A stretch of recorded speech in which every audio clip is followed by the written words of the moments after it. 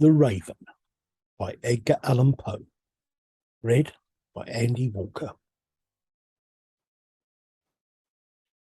Once upon a midnight dreary, while I pondered weak and weary over many a quaint and curious volume of forgotten lore, while I nodded, nearly napping, suddenly there came a tapping, as of someone gently rapping at my chamber door. "'Tis some visitor," I muttered, tapping at my chamber door. "Only this, and nothing more." Distinctly I remember.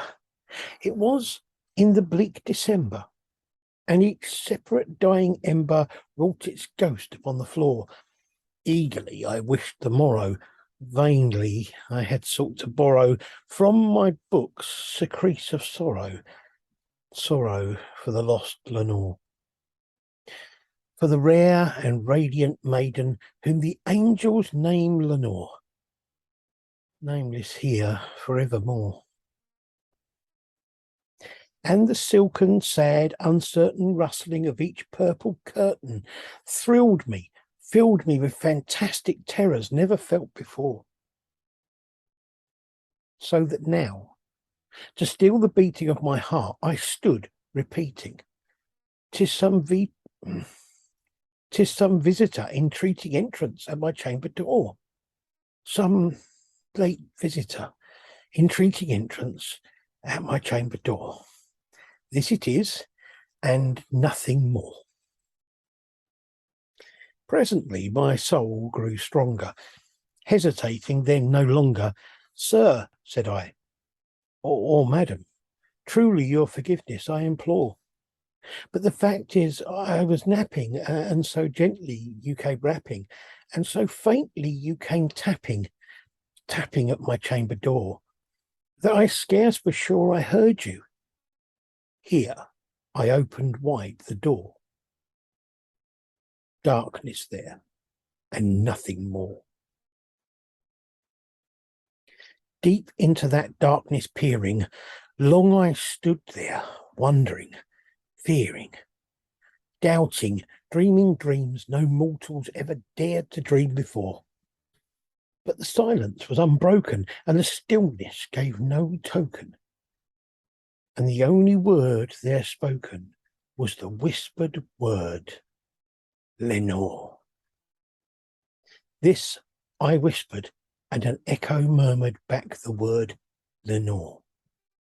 Merely this, and nothing more.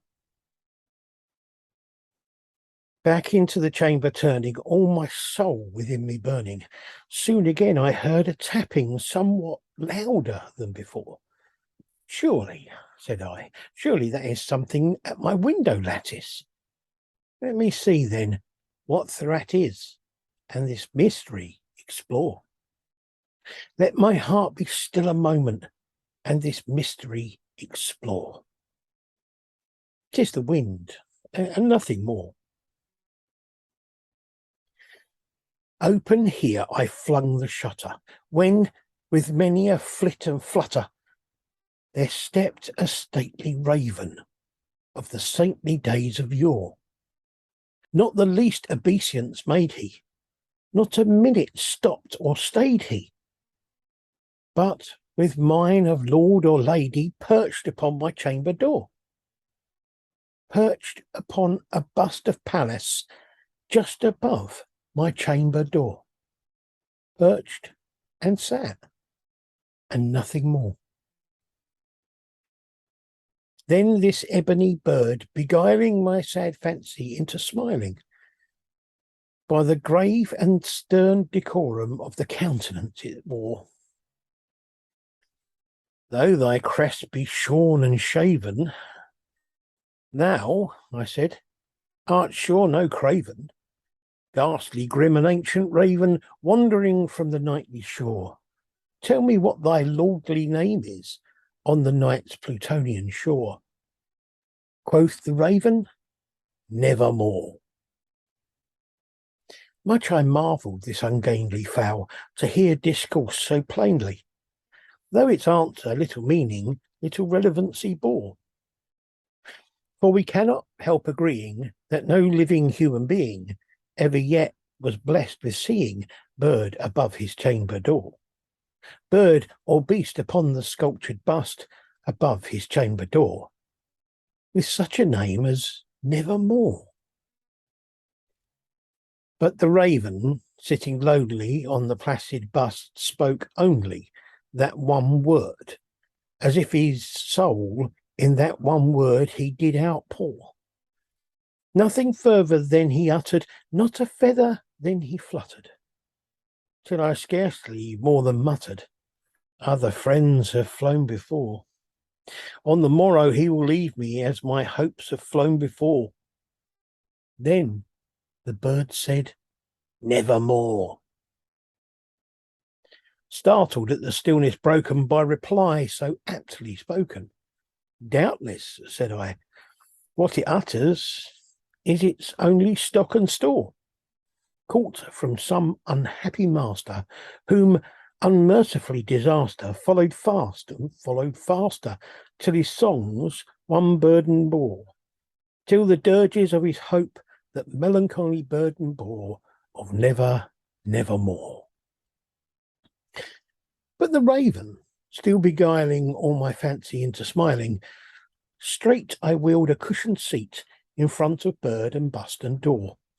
Then upon the velvet sinking, I betook myself to linking fancy unto fancy, thinking, what this ominous bird of yore, what this grim, ungainly, ghastly, gaunt, and ominous bird of yore meant in croaking nevermore.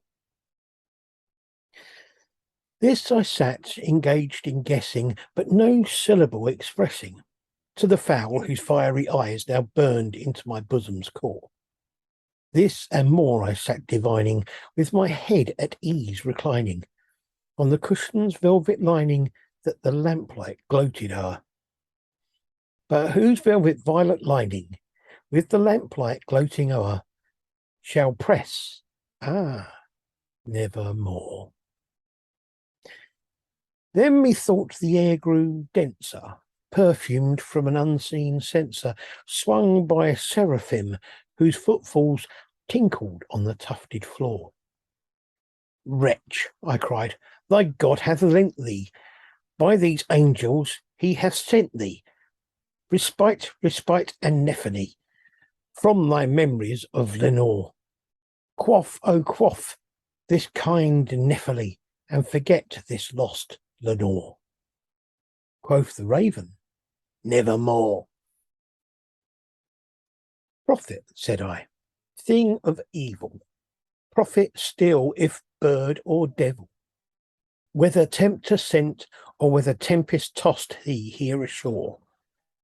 Desolate, yet all undaunted, on this desert land enchanted, on this home by horror haunted, tell me truly, I implore, is there balm in Gilead? Tell me, I implore. Quoth the raven, nevermore. Prophet, I said, thing of evil, prophet still, if bird or devil, by the heaven that bends above us, by that God we both adore, tell this soul with sorrow laden, if within the distant Aidenn it shall clasp a sainted maiden whom the angels name Lenore. Clasp a rare and radiant maiden who the angels name Lenore. Quoth the raven, nevermore. Be that word our sign imparting, bird or fiend, I shrieked upstarting. Get thee back into the tempest and the night's Plutonian shore. Leave no black plume as a token of that thy soul hath spoken. Leave my loneliness unbroken. Quit the bust above my door. Take thy beak from out my heart, and take thy form from off my door.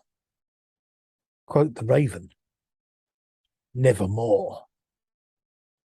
And the raven never flitted, still is sitting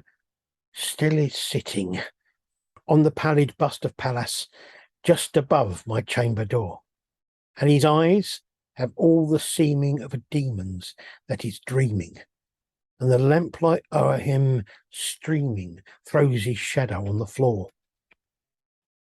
And my soul from out that shadow that lies floating on the floor shall be lifted nevermore.